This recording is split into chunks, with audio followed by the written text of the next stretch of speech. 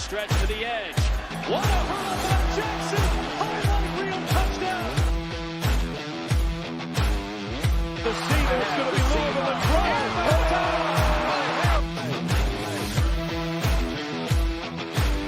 Louisville, national champion.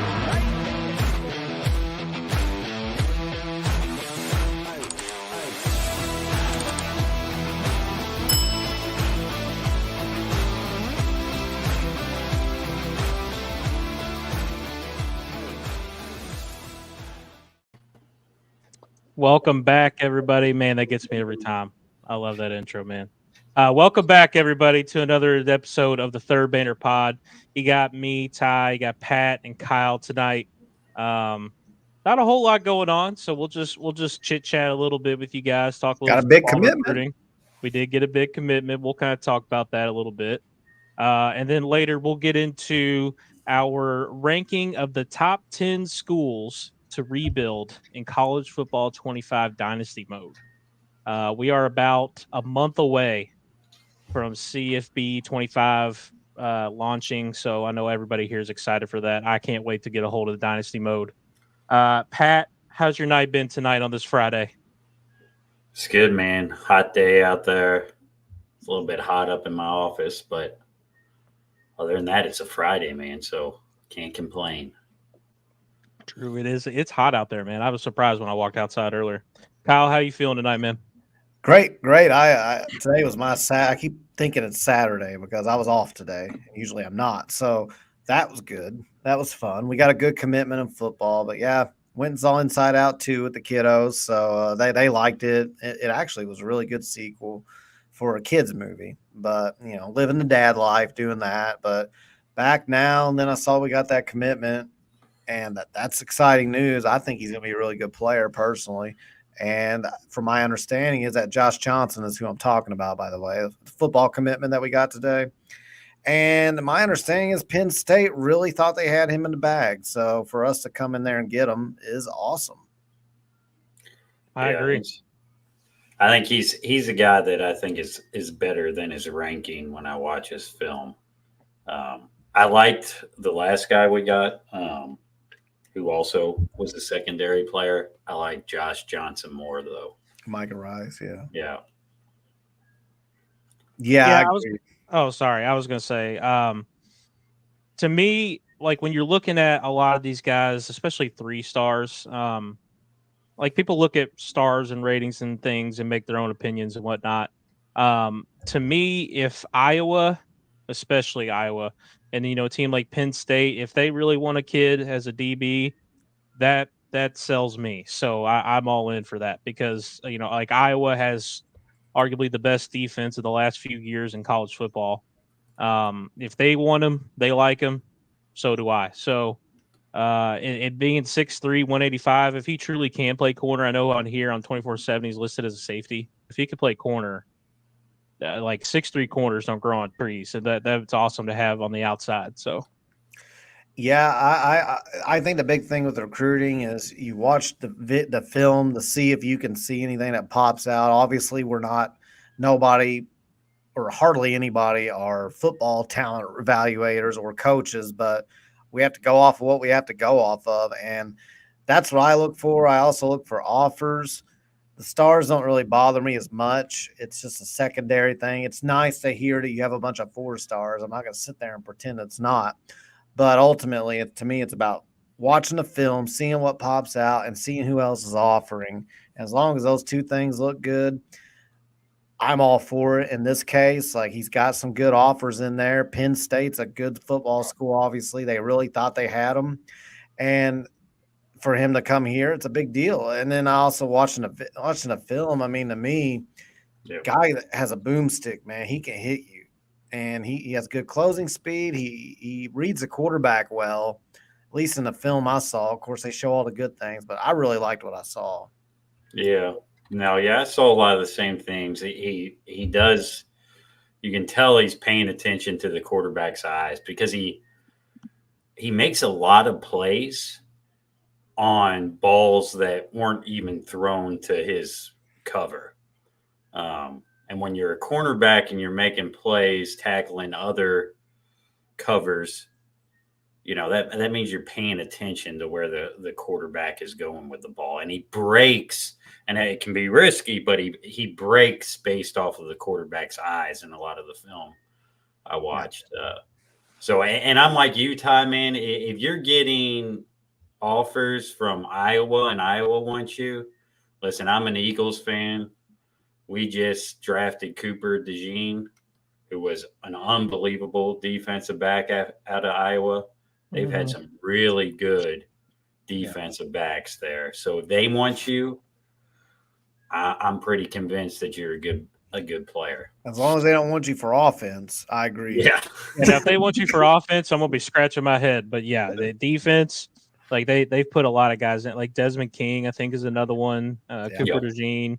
Now, my question: you guys were watching the highlights. Was he lined up at safety or was he lined up at corner? What I saw was more cornerback. Yeah, it was a little bit of both. I saw. Okay. Because I 24/7 list him as a safety, but like I said, 6'3", 185 corner. Like that's. I think the way I do think based off of, and again, man, I am not a football talent evaluator, but based off of the, 4 minutes I watched and the way he operates, reading the quarterback and stuff, I think that's better positioned for the safety position. Because, as a safety, sometimes you don't have a man in coverage and you're roaming and stuff. So, I can see why a recruiting site would have him listed at safety, even though it looks like he plays a decent amount of corner in high school. Well, like me, I'm a Jets fan, and like Sauce Gardner is, in my opinion, the best corner in football right now. And he is just an athletic freak and a freak of nature that, at 6'3", with super long arms and like the speed to run with any wide receiver. So like that's why I'm thinking, and I haven't seen the film, but if Johnson has like those kind of qualities, like really long, can really run, and can man one-on-one cover, that sounds like a steal. And like his ranking is like in the 800s or whatever. I mean, if you have those kind of qualities and traits, you would think he'd be higher. But hey, Iowa wants him. I think we're all in agreement. This is a pretty good pickup. Yeah, no, definitely. Not one I'm going to complain about. That's for sure. For sure. Did you all talk about Rice on Wednesday or no? Yeah, a little bit. Yeah. Okay. And he's another guy. I like Rice's video. I don't like it as much as Johnson's, but he hits hard. He doesn't wrap up like I saw the film. Johnson wraps up people. Rice seems to lead with his shoulder. But man, has really good closing speed in both the run and the pass game. Didn't look like he had unbelievable ball skills, but another tall guy. So yeah, I mean it could be a really good duo, the two of them. It's going to be, if you can teach technique to Rice, teach him how to wrap up and tackle, and develop these two, it could be a safety tandem for us here in 2 or 3 years. So when I see Micah Rice, at least based on the film, of course, again, I know we keep caveating, but we're not experts on here. We just have to go off of what we see in the limited film. When I see Rice compared to Johnson, I see Rice has really good closing speed. He obviously has good height, good frame, but he does appear to get lost when the ball's in the air a little bit more. And like Pat has said, leads with the shoulder a lot in the highlights I saw. Not only is that bad for wrapping up at the college level, it's harder to do, but you're also prone to more injuries if you're leading with your shoulder. So there is that. And when I watch Johnson's highlights, I just see a guy who has a nose for the ball, has natural instincts, and can lay the boom and actually wrap up while he does it. So, like, that's the kind of guy. I mean, Micah Rice is the kind of guy who, if he can develop those things I said, among other things, of course, coaches will be able to really fine-tune things he needs to develop. If he can reach his potential, he can be a really good player. But, man, Johnson's a guy who I'm really excited about if we can keep him in the fold. Like I said, Penn State really thought they had him locked up. So whatever the coaching staff did to sway that, good job. And just hopefully continue to hold on to him, continue to tell him what he wants to hear. Yeah. And to your point, I was reading someone posted the 247 administrator from Penn State's comment. And he was like, this is one of the most surprised I've been because I thought Penn State had this guy wrapped up. Yep. So it sounds like we went and stole this guy, whether it was convincing him that he had more of a chance to play here or giving him a little bit more NIL money. It was definitely a these kids don't care about the money, Pat. We all know that. They're just here for the name on the front of the jersey and to be a part of a team, something bigger than themselves. Right. That would be great. Right. Trent and Nick, I see what y'all are saying. Are you guys good or what? I know it's Friday, but are we good here? You guys good? Okay, we'll let y'all figure it out. I was going to say this while we talk football recruiting. I remember when we went back to go back when Jeff Brom took the job, we talked about, what to expect. We talked about what he brings to the table, and we talked about recruiting. One thing that I remember bringing up is it's going to be interesting to see where he goes to get players. Now, one thing I've just noticed, just looking through, because I don't pay attention to this religiously, but of the commitments that we have so far, he is hitting the state of Ohio really hard. And we all know Ohio puts out good players. Just to start off the top, Jake Cook out of Westerville, Ohio, which, by the way, I don't know if anyone saw. I saw a tweet before we came on. Rivals ranks him as one of the top 10 offensive guards in the country. So that's huge. That means they're now my new favorite recruiting service. Whoever ranks the Louisville guys the highest are the experts. Exactly. And Trent, I know Trent would love to break down Jake Cook. Scientific methodology I'm using here, not opinion. Yeah. You add that with Johnson today from Ironton, Ohio, Rice from Cincinnati, Archbishop Muller. They always put out some players every once in a while. Yeah. And then Grant Hauser out of, I'm not going to say that. I don't know how to say it. Wapakoneta, Ohio. I don't know. Anyways. Yeah, whatever that is. Anyways, he's hitting the state of Ohio very hard. He's gone to Georgia. I'm pretty sure, let's see here. Was it Allen? Yep, Jordan Allen is out of Georgia. He's gone to Bama to go get Mason Mims. So he's hitting those states that he likes to bring in talent from really hard. And Ohio is definitely one of them.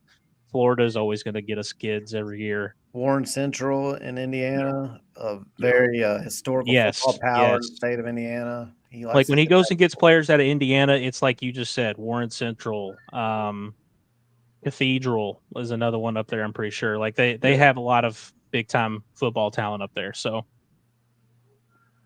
he seems to be staying in the Midwest and the Southeast. Trent is always trying to get us canceled. Yeah, Trent, brother, you need to reel it in. This is a Friday night. I want to have some fun, but brother, you are out of pocket right now.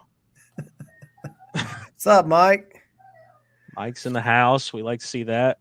Mike will keep track of how close we are to 1,000. By the way, boys, I think it was 66 when I popped on here. I saw the follow or the subs, and so Mike, keep it up. Let us know, man. Mike's our hype guy, man. Mike is our hype guy. If we ever get to 1,000, that's because of Mike. Facts. Facts. I want to be like Mike. Mike's going to be our first invite to the 1,000 subscriber party. Yeah. Welch 502 says, "Love only getting 3 stars." #sarcasm. Hey, look, man. Like Kyle said, watch the film, see what you think. Some, I can see the vision. Some I can't. It is what it is. Yeah.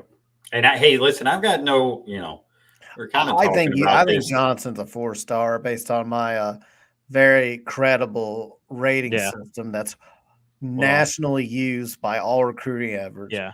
I go to you, Kyle, for my recruiting Spire. My last name is Spire, so I call it the Spirometer, and it is the absolute most trustworthy recruiting index, and the methodology I use, I don't have the 3 hours to explain all the metrics that go Right. into that I've developed. He's a 4-star.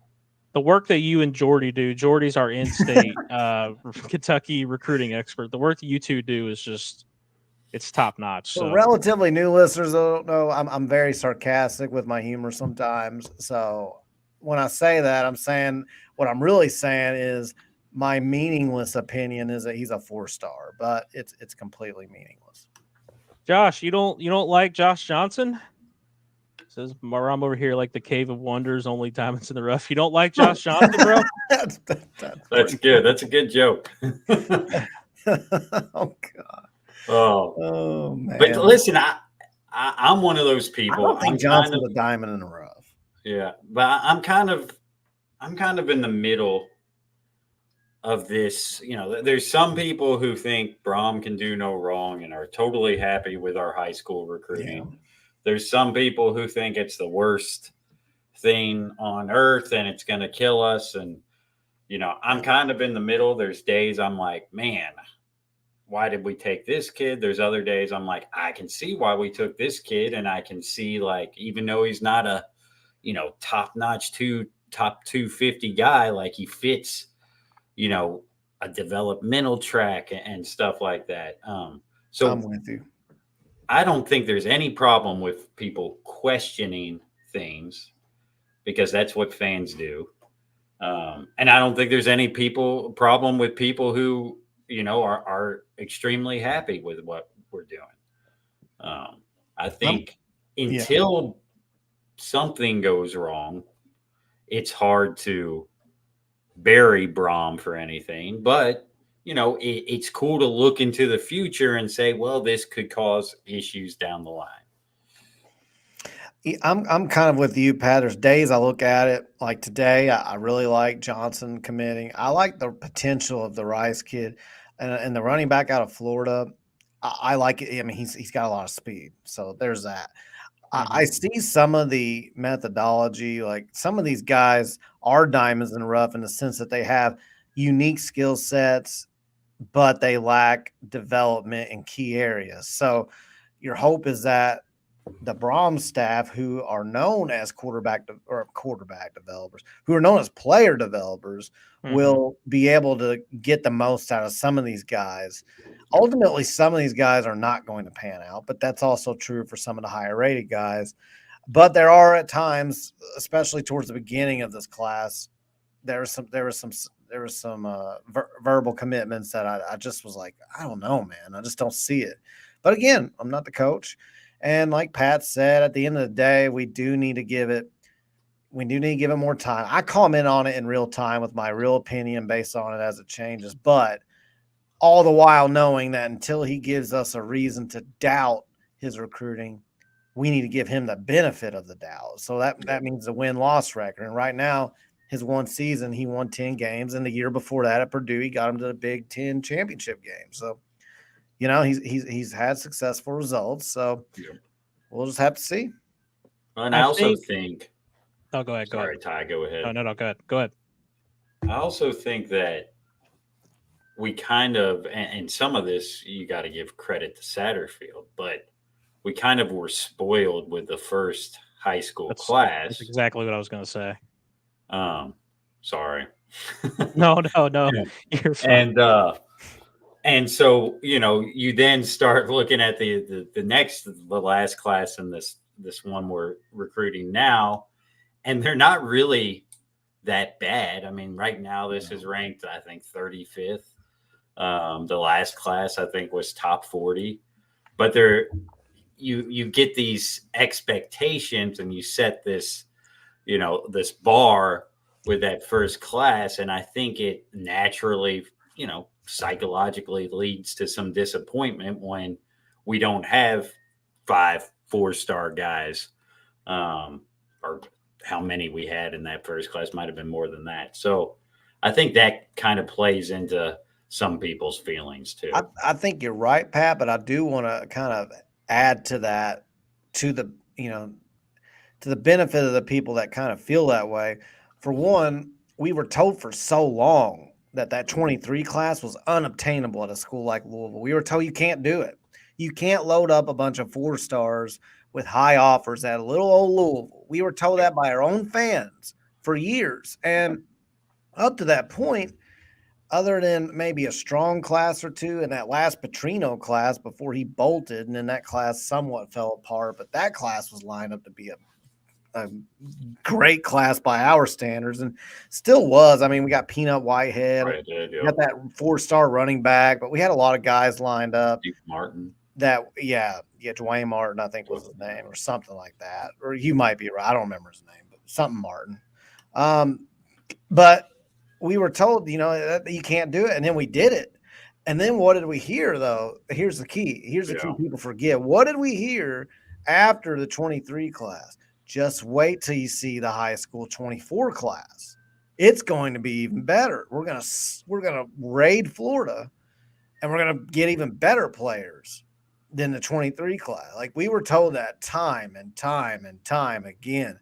And I do want to add that in, that like these expectations did not just like come out of nowhere from real unrealistic entitled fans. I absolutely remember people that are, when I say connected to the program, I don't mean the Brahms, but I mean there are people that are involved in the program and connected to the program that push that narrative that if you think this high school class in 23, you just wait until you see what 24 does and beyond. So I do get where some fans with that mindset are now like, well, this isn't quite that, because it's not. It's just not. Doesn't mean it's a bad class. Doesn't mean it can't get better as well in the 25 class. It's not done. We can continue to build it. But I do think we've got some players in the 25 class. But I can see where the overall expectation for some may not be being met right now. I mean, I could see that. I will say, though, like, I do think, like Pat said, when you see the 23 class that Sat was putting together, and then you look at like this, obviously visually, when you look at things like stars and stuff, that's what a lot of like casual fans only care about. And I could see how I feel like it kind of, what's the word I'm looking for? I think not disappointment, but spoiled. Yeah, sorry. It kind of like spoiled fans in that sense. You just see that, and like there's a lot of context to all that. Like, look, that class was really helped put together by the Clarksons. Let's just be real here. I'm not entirely sure that was really all Sat and his staff. Obviously, they played a little bit of part of it. They had to convince them, but that was really put together by the Clarksons. And so far in 24, I don't think they really had that guy to like really kind of lead the charge. They had a few. TJ Capers was a big deal. But like you said, Kyle, 25 isn't done yet. There's still plenty of time. Ultimately, I want them to keep building on the class. I want to see some of these guys play their senior years out, and continue to grow in the rankings. Like I really like Jake Cook a lot. I think he's awesome. I like Jordan Allen, Mason Mims. Those guys are awesome. Yeah. Yeah. I want to see how they do in their senior years. So, and I like this Johnson kid. I like Johnson a lot. Yep. No, there's some talent there for sure. I like what Nick says here too. I don't hate the idea of utilizing high school for quality depth and lottery ticket development players, but I do feel that will eventually lead to season volatility. And that's kind of where my mindset is. What are you, a poet, bro? What's going on in this? Are you Chat GPT? That's right. But he says it elegantly, very elegant. But I think he's right in the fact that, when you use, and this is all, I've said this on other episodes. I think Kyle, you've said it too. When you use the transfer portal the way we've used it the first 2 seasons, yes, you're getting proven guys, but you're flipping a whole roster. And culture isn't the end all be all, but culture can kill a really talented team if everybody isn't on the same page. And when you're flipping the roster like that, you have a higher chance of getting guys like a Barron and a Penny Boone and, ruining, the vibe in the locker room that can sometimes overcome the talent in a bad way. And a team that might be a 10-win team in terms of talent, if they don't have that connectivity and there's people that aren't getting along and stuff, then you might only win 7 games.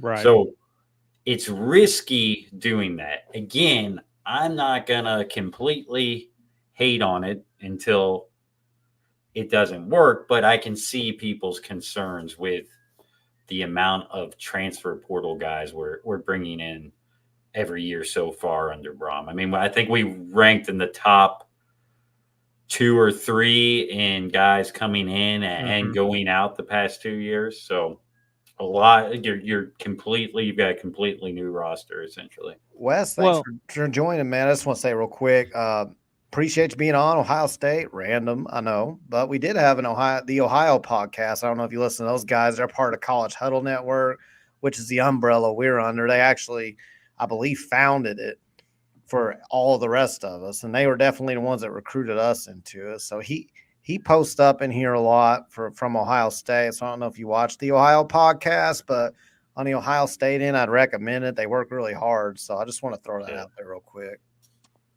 This is my last thing, and then we'll kind of like move on. But I'm glad you brought up the portal, because like where I was talking about how like I think fans probably felt a little spoiled when they saw the 23 class and like the the stars and the rankings and all of that, and then feel like they're maybe disappointed.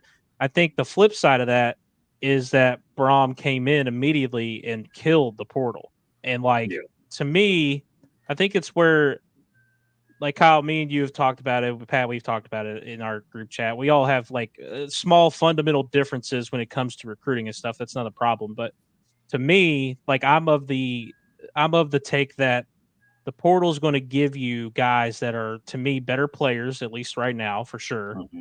There are guys that are going to be able to come in and compete right away. Maybe you only have them for a year or two, but you can continue to replace that over and over if you have good talent evaluators. I will say, I think this year, when it came to the portal and the problems we saw with like Barron and Boone, etc., I think this is where Brom's going to probably switch up his process a little bit. They're going to evaluate the kids more, not just the player. And that's they're going to evaluate they're going to evaluate the character more. I feel like they kind of got in the mindset of getting anybody and everyone they wanted out of the portal, which they pretty much did. Anybody they wanted, they pretty much got. They're going to evaluate character a lot more, and that's going to be more of a focus going forward to avoid what they ran into this year with those guys. I'd love to see us recruit in the portal younger guys from the portal too. Like and maybe I'm just forgetting people. And there's been a few. I mean, I'm sure you can cherry pick a few, but I would imagine, and somebody can correct me if I'm wrong by going through the roster. I'm not afraid to admit when I'm wrong, but at the top of my head, when I think of all of the portal guys that we get, it seems like almost all of them are seniors, and there's a few juniors. And I rarely see where we get like a freshman or I should say a redshirt freshman or a sophomore out of the portal. So Trent pointed out too. Skinner and Holloway both have 3 years of eligibility. Brady Allen's another one. I mean, there's some every once in a while. And this was I'd like under to see more of that though. under Sat, but Quincy Riley was a. Yeah, see that. And that was under Sat, but I'd like to see more of that. I'd like to see more guys, and see Quincy Riley was a good example of a guy who was at a lower level of football, who was young, and he should have moved up. I would like to see us hit on more younger guys that are doing well in the G's. It doesn't mean all of them. I'm not opposed to a senior coming in who's an instant impact guy who can just light it up, but he needs to be a cultural fit. And again, you have less time to evaluate. I went on that rant a few times. I'm not going to go there, but you do have to evaluate it more carefully. But I would like to see some of these younger guys that are like sophomores, at least 2 years. Give us guys because I just hate the idea of constantly turning over the entire roster. Yeah. Besides like the guys that are third or fourth string every year. And I know some of that's unavoidable with the transfer portal rules being the way they are for all players. But I mean, it'd just be nice to get some guys in here that can give you 2 or 3 years, some of them.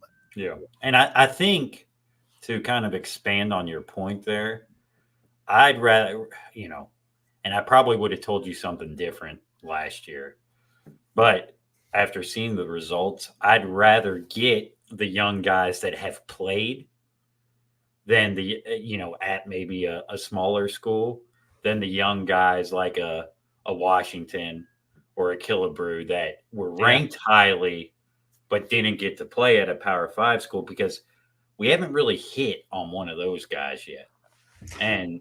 But we have hit on the younger guys that have played at lower levels and played well.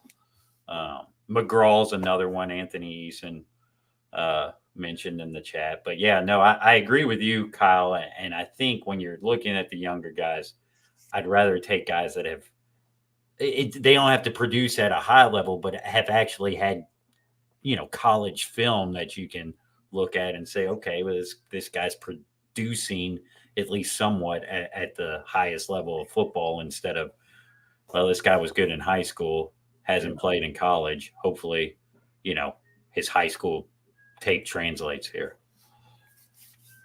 Yep. Trent says Skinner, Holloway both have 3 years of eligibility. Yeah, we're kind of hoping Skinner. Holloway's the corner from Carolina, right? Is that right? I think UCF. Or was he the other one? There's 2 of them. One's from UCF. No, I think Holloway's North Carolina. Carolina, right? And then the UCF one is Thornton's UCF. Yeah. Yep. West, if you do look into the Ohio podcast, let him know the third banner pod sent you. That'll really throw him for a loop. He'll be like, how in the hell did an Ohio State fan finding an Ohio State pod get here from our cross pod from Louisville? That'd just be funny. Anyway, thanks for tuning in, man. Yeah, thank you, West. Hey, West, if you like College Football 25, the new video game coming out, we got something for you right now if you want to stick around. So, let's move on to our next thing. So again, we were going to talk a little College Football 25 tonight. We're trying to think of some different content and stuff to kind of, hold us over for the last month. Because I'm telling you right now, man, I'm looking at my Xbox every day, and I see that little tile, the game tile for CFB25, and it makes me sad every time I click it, I can't play it. So we're itching to get there. So I said, let's put together a little list of the top 10 schools to rebuild in a dynasty mode in College Football 25. Now, Kyle, Pat, I know you all said you've played the game before. Everybody here played dynasty, man. That's all we wanted to do. You wanted to take the smallest school. Yes. Not this game, but the past games, 14 and 13. We all played dynasty. We wanted to take the small school to the championship game. That's all we wanted. Mm-hmm. So let's look at the top 10 that we put together. I'm going to add this here. Bam. Should have called this Ty's top 10. Triple T. Hey, this is our list. Our list. We put this together. So let's go up. How we came up with our rankings. So we kind of took a few things into consideration. We have the conference affiliation. So we wanted to put a little more focus on, G5 schools versus Power 5. Not to say that Power 5 couldn't be on here, but typically you don't want to start your dynasty mode at a Power 5 school. We have the program history, lack of recent and all-time success versus, a history of success, things like that. Mm-hmm. We got recruiting. So pipeline states, access to good players. If you're school in Texas is a huge benefit to you. Pipeline. Like if you remember recruiting back in the day, Texas, Florida, Cali, Georgia, they all had all the players. We're looking at the drip. I want to see cool uniforms, cool helmets. That's what makes college football for me. I love all that. I love the swag, the drip, all that good stuff. Helmets, stadiums. Stadiums is another one I wanted to look at. And then the last part was the overall challenge. How easy or difficult would it be to rebuild the school? So we got some honorable mentions up here. We got IU. IU is an interesting one to rebuild. Wyoming. I know it hurt you to Nebraska. put IU up there because you don't like It did because I hate IU. I hate them. But Ty lives here in Indiana, so he gets to deal with it like I do. I'm a Hoosier, but Their football fans are not worth mentioning, though. They're reversible jacket fans, is what I call them. They're Notre Dame football fans, IU basketball fans. There you go. They just flip the jacket, whichever season it is, and that's who they support. So, look, I put Nebraska on here again. I'm not like big on Power 5, but because Nebraska's been so ass for so long, it'd be like restoring an old power. You know what I mean? It'd be cool. It would be cool. And I didn't count this into like building the rankings, but roster, like Nebraska has that 5-star quarterback that's supposed to be like the savior, Dylan Ryle or whatever. Like that'd be kind of cool, right? Yeah, or something like that. Yeah, and they have the like support in Nebraska. First off, there's absolutely nothing else to do. But second off, like they are very big on football. So if you used to pretending in real life, if you were a real life coach that restored Nebraska football, you'd be a freaking hero for life, man. Right. Yeah. I used to back in the old versions used to use Florida Atlantic a lot as my rebuild school because of Schnellenberger and stuff. So I liked using them. Florida Atlantic was an honorable mention for sure. Like I think everyone's done a Florida Atlantic one at least once. Louisiana Monroe is another classic. If you don't see one in this top 10 that you think you should, let me know. Maybe I missed it. Maybe I didn't think about it enough. Let me know what you think. We're going to start off with number 10. And again, I said I didn't want to do Power 5 as much, but we have Vanderbilt at number 10. The reason why I have Vanderbilt in here, look, they've been an SEC doormat for years, man. It's an opportunity to turn them into a power in the SEC, a power nationally. One thing I saw when I was doing the research, it's crazy that Vanderbilt has never had a 10-win season. Never. It's nuts. The closest they've gotten them, if I remember right, was when James Franklin was there. He had them rolling pretty good before he took that. Jake Cutler had some good years there. Yeah. They have never had a 10-win season, never won the SEC at any point. They have great recruiting pipelines, though. Like Tennessee is a good state to recruit. You recruit the South. If you remember playing the games back in the day, like the conference you were in helped you with recruiting as well. So being in the SEC, that's going to help you, I assume, whenever you make recruiting calls and all that good stuff. They got some decent drip. They got some cool helmets and unis. They have a new stadium. Now, this is one of the biggest things that I put them in. So their stadium, they're working on renovating it. It's not complete yet, I don't think, but they went ahead and sent the assets over to the that's cool. They went ahead and sent the assets over to the college football team, and they put it in the new stadium. So that was pretty cool. Yeah. And then go ahead, Kyle. Go ahead. Oh, sorry. I was just going to say, it would be pretty cool to beat the crap out of Alabama with Vanderbilt. It would be pretty cool. Now, Nick says that you get a 4 out of 10 for your number 10 rating. Nick, we're one in, brother. You got to give me a little more time. He's already on your ass, man. Nick, I had a feeling the Vanderbilt one was not gonna be a well received one because they're P6 or whatever. But it's a harder. I mean, whatever the hell it is, conference realignment. I don't even know how many P's there are anymore. A lot of. It's a hard rebuild, though, man. I mean, they are a doormat, and I'm not. By the sounds of Matt Brown, like it's going to be harder to rebuild teams this year. Yeah, right. So if you're in the SEC competing against all these top-notch schools, and you're going to have to play them every year. To get Vanderbilt up to that next level is going to be hard. I will say, imagine you're playing number 1 Georgia in the SEC championship and you beat them by like 28 points. Yeah, at Vanderbilt. Pretty cool. Yeah, I do think it's if I was a Vanderbilt fan, it would be so cool to see my stadium that's not even finished yet in the game. That would be nuts, man. That's one of the biggest reasons why I put them in there. Like that's going to be cool. It's a stadium that hasn't been done yet. It's not finished. It looks cool. Nick, brother, you got to let me cook. I promise. Let's get better. I promise. Nick won't even let you in the kitchen, much less tends to cook. Nick, man. He's on your ass, man. Let me cook. I promise it gets better. So we got number 9. we have UConn. Now, UConn is interesting because I think a lot of us that played the old games, we've done this at least once, but they're currently independent. So when it comes to realignment, like you can throw them in whatever conference you want. It'd be kind of cool to see how they fit in like the AAC, or you build them up enough. Maybe you get them in the ACC. They've also never had a 10-win season ever, and they've been terrible since 2010. Which, funny enough, I think 2010 is the season they went to like the Fiesta Bowl. That's like the one highlight they have. Not a lot of rich recruiting pipeline states, so it's going to make it tougher. Like you got to recruit the Northeast, and hopefully you can get some guys out of there, but it's going to be tough. Cool helmets, cool drip a little bit. Unis are okay, but ultimately, I think UConn is like one of the tougher jobs probably in the game. I mean, they're definitely one of the tougher jobs in the country. Well, wasn't UConn like a few years ago thinking about dropping football again, or dropping down to Nick's down just to trolling the shit out of us. FBS level? I thought they were, right? Well, I thought they were like entertaining going to UConn. FCS. Yeah, but I think it would be also cool with UConn as an independent to maybe even try to stay independent and make your own schedule every year and stuff. Yes. Well, and that's where I was when Ty first had UConn on there. I was not impressed with UConn at all.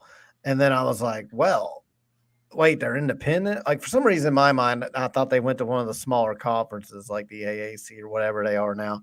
But that was a game changer for me, knowing they were independent. I think that makes them really interesting. Also, shout out to Power 10. I see a couple of y'all in here. Just got done talking with Coach Siva about all things Louisville. We'll be sure to check it out, man. We'll check it out after we get done here, but look forward to it. JV, we appreciate you, brother. I'll definitely check that out for sure. Thanks for coming in, brother. So yeah, we got UConn at number 9. I'm looking forward to Trent or Nick's rankings of every single one. So I'll be just kind of looking over there. We got number 8, Army. Now listen, I like this one. You can kind of make this Army/Navy/Air Force, but we're just going to stick to Army. They're a new member of the AAC. Okay, they joined their rival Navy. I might be biased because I was in the Army, but I like it. That'd be a good one for you, yeah, for sure. Right. Like they have rich tradition, obviously. They got a lot of football tradition. You can kind of add on to that legacy. The Army versus Navy game is a 10 out of 10. 10 out of 10. It's like I watch it every year. I have to. Only game that week, Yep. Recruiting, good luck, man. Good luck. It's going to be hard to recruit the Army. I ain't going to lie. Hey, join Army as a 5-star, and you'll get to travel to some very interesting places. Right. So just consider it. Think about it. 5-star. Try to convince your 5-star running back commit. You're trying to get a 5-star running back to commit to Army would be pretty intriguing. But anyways, elite drip, man. Army has probably the best drip. Their uniforms are awesome. Oh, it's so good. Stay tuned, JV. It's so good. All right, Nick, I like the ranking. It's going up. Okay, so here's my last point about Army. We've all played the old games. In 2014, you know how in Dynasty, the academy schools always would be like top 10, top 15 all the time because the computer just couldn't figure out how to defend the triple option. Right. Try to run the triple option when you play your Army Dynasty. Let's see how difficult it is. It could be really hard. It could not be. Try to find a 4-star running back that just doesn't have any good offers, and you get him at Army. See what happens. So, very true. Army strong. Army strong. Nick says 9.5 out of 10. We're getting better. We were 4 out of 10, so we're doing good. All right, number 7, New Mexico State. Everybody's done a New Mexico State Dynasty. It's one of the tougher ones. They're always like easily the worst team in the game almost every time. They just recently joined Conference USA. I'm going to say right now there's a lot of Conference USA teams on this list. Because I think they're going to be a lot of the teams that are like 1-star. But they won 10 games last year for the first time since the 60s. So can you keep the momentum going? Or are you going to fail? We'll see. You're going to have to recruit California. What is he saying now? Oh, my God. 2 out of 10. Nick, the logo is nice. Okay. All right, man. Anyways, you're going to have to recruit California to make New Mexico State a good one. The drip, the unis, the helmets, they're kind of whatever. I looked at the helmets. That was kind of the coolest one I could find, but and the stadium is very small. So that matters when it comes to the playing experience. Like, they have that stadium pulse thing. So if you're playing at New Mexico State, your stadium pulse is going to be like down.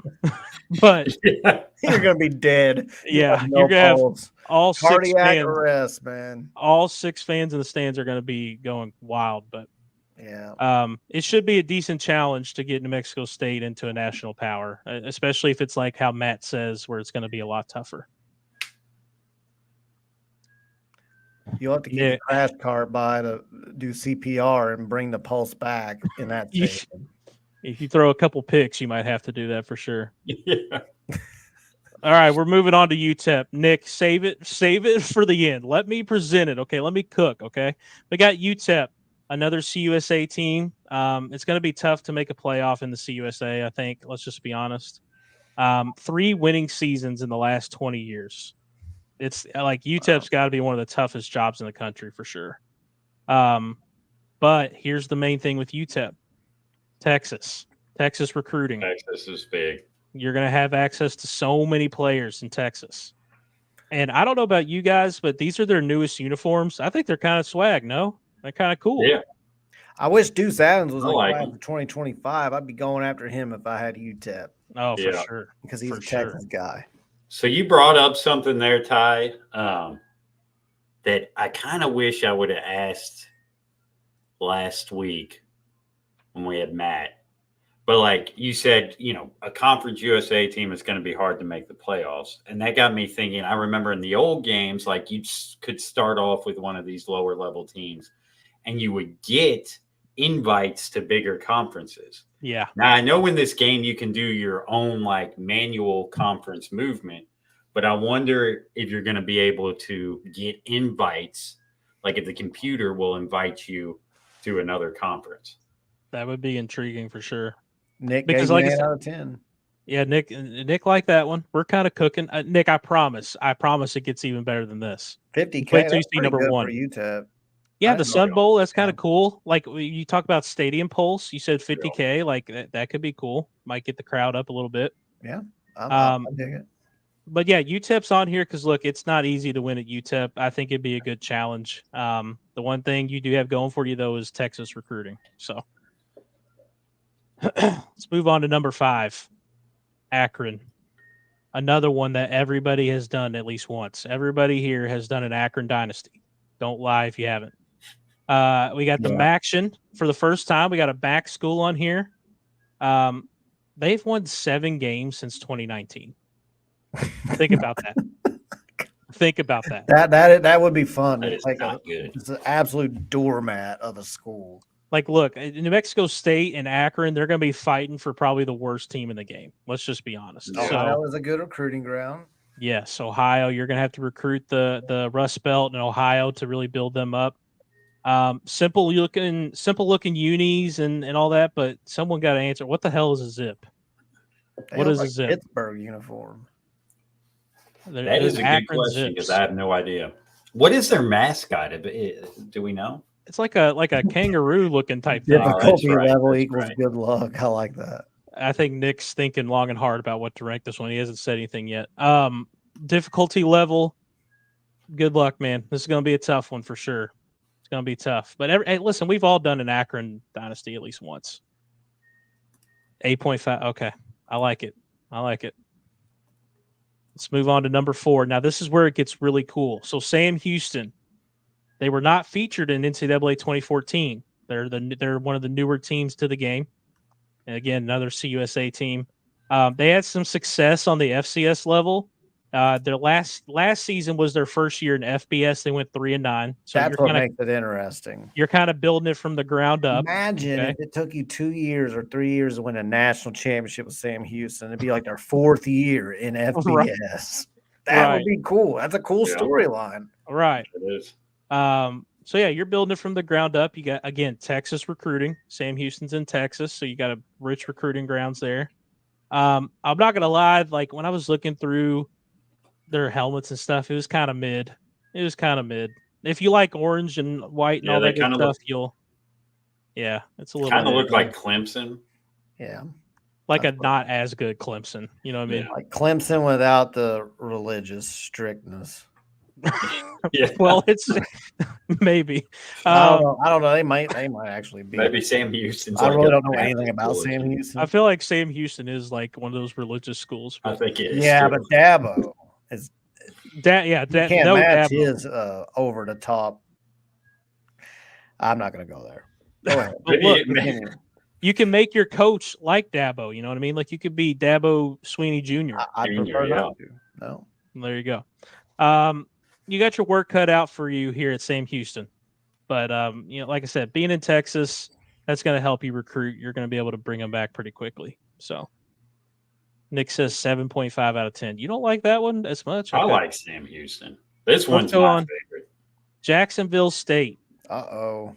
Jacksonville State. Again, another new team to the game. They weren't in NCAA 2014. And again, it's another CUSA team. That's kind of the theme of this. A lot of these teams are in CUSA. It's probably going to be one of the worst conferences. They went 9-4 in their first and only FBS season last year. That's pretty impressive. They made a bowl game, I think. You can recruit the South because I'm pretty sure Jacksonville State's in Alabama, if I'm not mistaken. So you're in the South. You can go recruit a lot of the South states. Isn't that where Colin Lacey was from? No, he was from Georgia. South Alabama. South Alabama. You're right. Never mind. Alabama, which was close to making this list, to be honest. I should have put him in honorable mention. But Never mind. I'll stand good. Do their uniforms look like that? Why did I think that? South Alabama is like kind of like red, white, and blue. Okay. They should. You know I don't what? know why I thought he went there. Never mind. I should have put them at 10. I should have put them at 10. Anyway, so let's go back to Jacksonville State. So again, you're in the South, recruit the South. Simple uniforms and stuff, but I like the red. Like it looks really good, goes well together. Their stadium is kind of cool looking. Honestly, it's small, but it's kind of cool. It could be rough early, but their potential is really high with good recruiting at Jacksonville State. Hmm. Nick says this is a 10 out of 10. Checks all the boxes. Wow. Yeah, Nick really likes it. Pat really likes it. I like it. It's my favorite. Pat, why is your favorite? Well, I mean, just because they've had some success. The South, recruiting in the South is big. And I feel like now this wouldn't be the most challenging. So I think this is one of the easier ones of the ones in here to rebuild. But I feel like their roster probably is set up initially pretty good too. Yeah, probably. I didn't put roster into considering all this, but I probably should have. But I would have been doing this for 3 weeks. Analyzing rosters. Good luck figuring out Sam Houston State's roster and scouting. Right. Like I like it would have been here forever. But yeah, let's move on to Hawaii. Now this is my personal favorite. There you go, JV, if you're still in here. Hawaii made the list. So Hawaii is my number 2. Mountain West Conference. Okay. Hawaii used to be back in the day, at least whenever I was a kid, they were like top of there with Boise State and all that good stuff. They got a lot of success in history. But it's been hard times over there in Hawaii recently, man. They haven't won shit in years, to be honest. It's tough to lean on the in-state recruiting. Like you're not going to get many Hawaii kids, but you're going to have California. So that should help you a little bit.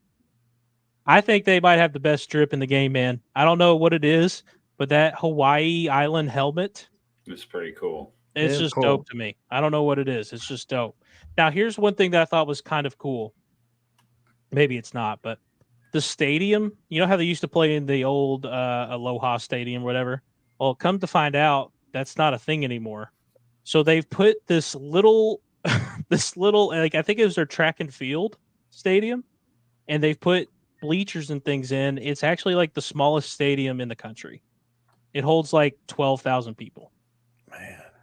Yeah. So like maybe that's cool, maybe not in game. I don't know how it'll look visually. We'll see. It's a thought. And then, like I said, Hawaii is definitely one of the tougher jobs. Like, restoring them is going to be really, really hard, but it could be cool. That's another thing. Like, I doubt this is in the game, but it would be cool if, like, over time, like at a school like Hawaii, like if you got better, you could expand your stadium and renovate it and stuff. Yeah. That would be cool. Maybe a suggestion for next year's game, because I doubt it's in this year's game. But I think the one thing too is like Hawaii gets a lot of like Polynesian players, right? Yeah. Yeah. And I wonder, like, I doubt like the recruiting in the game like identifies like, oh yeah, this is a Polynesian player and stuff like that. But Sorry. Nick's killing me tonight. He's actually here for a full episode. yeah, well, hurricane relief. There is no hurricane right now, so I don't know what we'd be relieving. But when there is a hurricane, we will talk about hurricane relief, maybe. But yeah, I wonder like if there's a way to like if like Polynesia is like a state or a locality that you can recruit, and that's like a Hawaiian hotbed. Yeah. I think recruiting would be probably tough there. Like we said, Hawaii's not going to have a lot of players, but before NIL, I always wonder why the hell more kids didn't go to Hawaii. Like, that's a great question. That is a great question. NIL makes more sense now. Like if somebody, I could get $750,000 to play here, or I could get $50,000 to play Hawaii, or whatever they pay. They probably don't pay very much. But before that, I never understood. That would be, if I was an elite high school player, Hawaii would be towards the very top of my list. But right, like that's your NIL. It's Hawaii, dude. Like it'd be a fun school to get back. You get to live in Hawaii. Like that would be awesome. It'd be a fun school to play on here for sure, for all the reasons you mentioned, especially the drip. Yes, and was it JV? JV said my final point: the run and shoot playbook. Yeah, like Colt Brennan style run and shoot. That's what I'm going to do whenever I play with Hawaii. It's going to be awesome. Yeah. All right, Nick, get ready because this one you haven't thought about it. I know, and this is the best one of the list. Kennesaw State. Uh-oh. Now let me tell you why Kennesaw State is the #1 team to rebuild in college. I like it. They are the new kids on the block. This is their first season in FBS football. Think about that. You are going to be able to write all of Kennesaw State's history from the chapter 1. That's the selling point. That right there is the reason why they are #1. Possibly the best recruiting situation out of all the schools, because you're in Georgia. You can go hit all of those all the South states, Georgia, like Florida, Georgia, Florida, Louisiana. You're going to be able to hit them all. Yep. They got some pretty cool looking uniforms. They got some black in there, some like a goldish yellow color. They got some cool stuff. They're the Owls, bro. Like, who doesn't like owls? Nick, do you like owls? Because I like owls. And the possibilities are endless, dude. The possibilities are endless. Definitely a challenge. Okay, but hey, look, being the newest team in FBS. That's so cool. Just imagine if it took you 3 years. I don't know. Apparently, it's really hard. According to Matt Brown last week, it's really hard to get a smaller school to just dominate in Dynasty. But, I mean, everybody says that. We'll see. But imagine, if you're really good at the game, 2 or 3 years from then winning a national championship or even making a college football playoff. So you literally go from like, oh, hey, that'd be the biggest. You'd be like the greatest coach ever. It doesn't matter what Nick Saban did. It doesn't matter. Nick Saban won 7 national championships. Who cares? You took a school from the grave and in 2 or 3 years won a national championship. You're the best coach of all time, hypothetically, if that happened in real life. So that's a cool storyline. Yeah. Right. Yeah, and I don't think there wasn't really an opportunity to do much of this in the old NCAA games. There wasn't many first-year teams back then, Right. So yeah, I think you hit it on the nail with the #1 here. This would be the most fun. Write your own history. Start from scratch. Yeah, no, this is one that I think I'm going to do at some point. I'm definitely doing it at least once. This is going to be pretty dope. We are, by the way, when the game gets closer, we are going to live stream a draft where, like, we're going to have a draft order of our dynasty group for PS5 and then the Dynasty group for Xbox, because again, there is no crossplay from consoles on Dynasty mode. Sucks.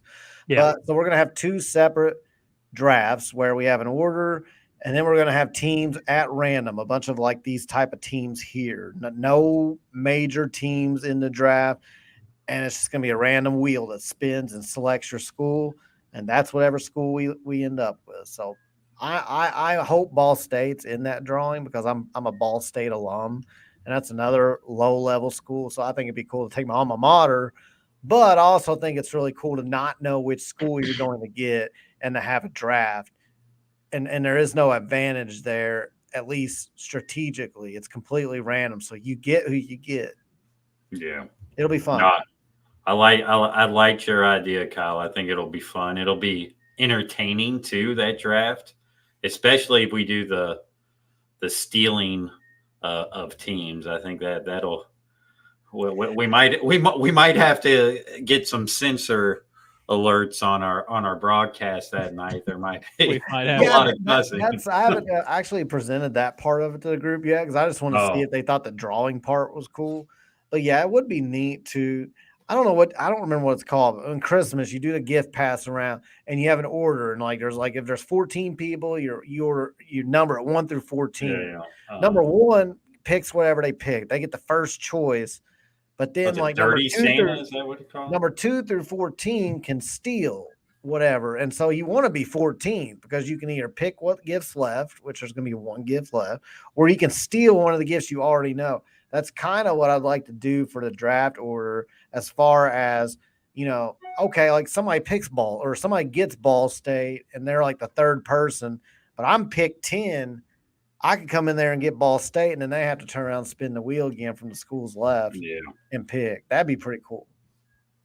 That would be cool. Couple things. Trent's not very happy about that idea. I like it. Oh, Trent doesn't care for it. He says 2-star teams. Well, I didn't present it yet because, like I said, that may not be the direct. We are definitely going to do the spinning wheel, but Trent, Trent, your point is valid. It is. I think it's a cool idea, but that is something I already thought of. Is that some people may not like the fact that somebody's going to get a major advantage. Who's ever the last pick? Yeah, that is. Who's ever the first pick is going to get shafted. So. Yeah, that's true. Now keep in mind that I think that's only for our PS5 group. Like I'm kind of leading the charge on the Xbox group, so I don't know. We might do that. We'll see. But that's definitely something the PS5 group's throwing around. They're gonna have probably the most players. So yeah, and I don't know if we'll do it either. I'm kind of on the fence about it. It's a good idea. But it's a cool idea. Really, it's Evan's group anyway, so I haven't even brought that up to him. So. Catching up on the comments, I think one we've definitely missed in my favorite. Nick says, I like owls. Of course I like owls. That was probably my favorite comment of the night. Man, my wife went through like an owl decorating phase of her life when we first met and moved in together. She had all this owl shit. She finally got over that. I mean, I got kind of tired of seeing owls everywhere I look, but So what you're saying is you don't like owls? I like owls. I'm not obsessed with them. Okay, fair enough. I've got a million owls out there hooting right now out where I live in the middle of nowhere. I actually go out there and hoot at them back, and my wife's like, "Get in the house! Stop being stupid." Good thing she says that, because if I live near you and I hear someone just hooting like an owl, no, but that's the thing. Nobody lives out here. That's why I do it, Ty. It's freedom. You can be as crazy as you want out here, and there's not a soul out here. Now, if you die, nobody's going to find your body for months. But in the meantime, you can be as crazy as you want, and there's nobody around. That is true. Now, see, I live in the suburbs, and this fall we had an owl that like basically lived in our tree. Go out there every night to walk the dog, and you could hear it hooting. Unless I was hearing Kyle from 150 miles. No, I'm not going to do it on here, but I've actually got the call down to where I can get them to do it back to me, and then I argue with them. Kyle, now that you brought it up, I like you have debate, to do it, right? And there's nobody out here to debate with. You guys know I love a good debate. So if I have to debate owls out in the middle of the woods because there's nobody else, and my wife's sick of debating me because it's a losing battle and she just gets frustrated with me, I'm going to bed. Fine, I'll go talk to the owls. They never get tired of it. I don't know how like we move owls on too. from this, but I don't know how we move on, but let's try. Welch 502 says, how many stars do you think Louisville will be in the game?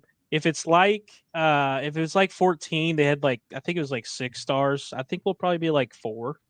I think that's a fair, respectable ranking. JV says WKU might have some drip if they include their new helmets. Yeah, JV, that you're right. Like WKU has some sick looking helmets and stuff. That would be cool.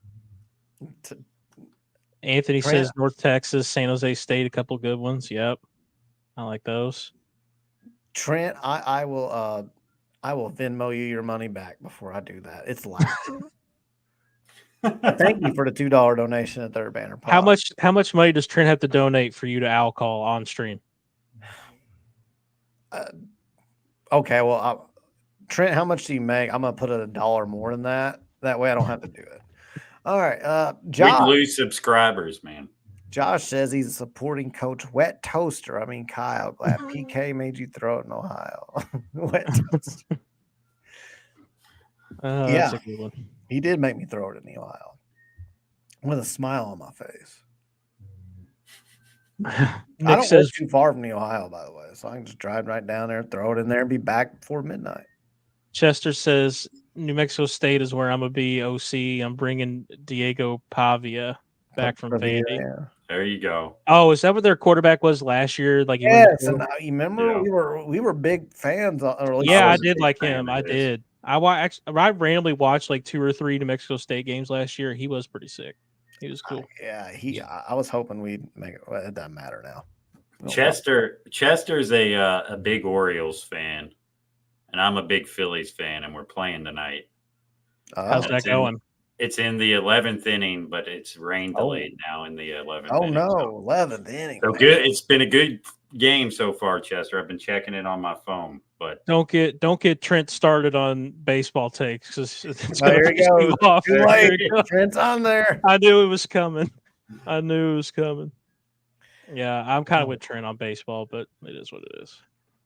It's not bad. It's not a bad sport. I can't watch it on TV. I cannot do it.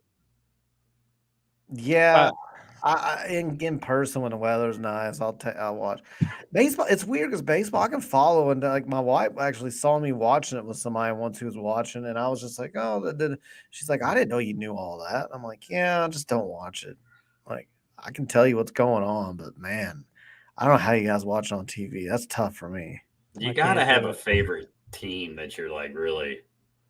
That's probably true. Emotionally involved. And like my family's from Philly. So when I was born, it was like the Phillies were like shoved down my face. And my family's like a baseball family. My grandpa played baseball, my uncle played baseball, stuff like that. So yeah, not having a team for baseball, like I like watching other baseball games, but if I didn't have a favorite team, I probably wouldn't like baseball as much. Pro sports are hard when you're from Louisville. You just don't have any, too. It's really annoying. It's because I just basically follow, like in the sports that I watch, I follow Louisville players around. Yeah. Because we don't have one. Right. Like, somebody can be like, "Oh, I'm a huge Jacksonville Jaguars fan." Well, how? Like, I want to know how. If you're from Louisville, how did you get attached to them to the point where you won't give that crap up? It just doesn't. I don't know. Somebody in the chat, someone in the chat is a Jags fan. Is it? It's Desmond. Well, I just threw out a team. It wasn't a. Well, no, I was just saying randomly. Like Desmond, I'm pretty sure he watches a lot of our shows. I'm pretty sure he said he was. Like, I'm from Indiana, so like I was a Colts fan, but until they did Peyton Manning wrong, and I'll never forgive him for that. I won't. So then I became like, oh, I'm going to follow Louisville players, and that's when Lamar went to Baltimore. So now I'm a Baltimore fan by default, but I don't know how you I guess I don't know how you loyally follow a program if you're not from that area or have some sort of connection. Trent says, imagine rain stopping your sport. Mike's on it. He says like and subscribe. Mike is always on it with the like and sub. We are getting close to 1,000. We are. We're getting very close. So close. I'm so excited about that. That opens up a lot of opportunities for sponsorships, which means we can support this channel monetarily and help it grow. We're never going to make it big on this pod, but if we can take money, what little money we get from sponsorships, and throw it back into the pod to make it even better, that would be great. Well, and right now we're, and we love doing it, but right now we're spending our whole own money to make sure the pod has what it needs to operate. So this is always interesting. Anthony Easton says, is the basketball roster set? Do we add another player like a backup point guard maybe? I think it's set, but man, you never know. You don't, because I mean, you can say it's set. Like I see Trent say it's done. Let's just say the perfect fit just happens, like some weird scenario happens. Like let's remember UK when they were, of course, UK was scrambling for a big, and Bob Huggins was like, hold my beer as he was stepping out of the car, and gave him the big man. And so, Mitchell goes to UK. I think that was in like August, if I remember right, or September. It was a crazy time of year, and it was a perfect fit for them. I remember when it happened, when he got the DUI, I said, fuck, they're going to get that Mitchell kid. He's going to go to UK. That's exactly what happened. Mm-hmm. So, like, you never know. Like, do we hear about anybody, Anthony? I haven't heard a word about anybody, but I think they've got the money to bring someone in if it's the right fit. So you just never know. We'll see what happens. For sure. Yeah. We're going to start kind of wrapping up. I have one last thing we'll play. Trent sent me this. So Trent, I hope to God that this is clean, but it's from Louisville football. So I'm going to assume it is. So it's on their X account. So let's get that pulled up. Yeah. You never know when Trent sends, you might want to screen it. Yeah. It's 26 seconds. It's from Media Day. Louisville football posted it. There ain't no way it's dirty. So we'll see. Trent, I think the Hawkins thing was a little different. I think some things may have came out behind the scenes about why not to take him. That didn't have to do with our players, but I don't know. You might be right. This is Quincy Riley, and we're at Louisville Media Day.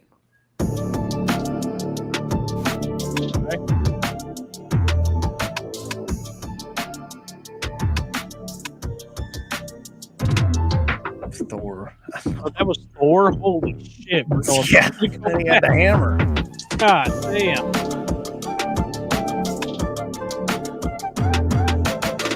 Okay. Bro, Thor's my favorite player already. We need to go back to Thor. Bro, he is huge. Trenton says he looks out of shape. Damn. He looks huge, man. He's a big boy. He's got some big muscular legs, though. Look at those calves. That's crazy. Good luck blocking him, dude. Good luck. Just imagine if he clipped like just a small little segment out and he just did audio, no visual, and it's just like, man, he's huge. Look at those calves. He's so tall. Out of context. But yeah, he's got it. I'm excited about it. I don't think he looks that out of shape. I mean, when you're carrying that much weight, man. Yeah. It's going to be hard to block for sure. I'm pumped, man. I need some. I do like. I'm a baseball fan, but I need some Cardinals sports in my life. And this guy, man, I'm pumped about this next season. Thor has me more excited than any of the guys that are the new arrivals. Maybe Mark Redmond at the tight end position, I think, will make a great impact for us. But Thor, oh man, yeah. Nick, Thor's gonna Thor. If he watches our pod, he's gonna hear me talking about his calf muscles. You're gonna hear him talk about his hammer. Yeah, and then Kyle going, "Oh God."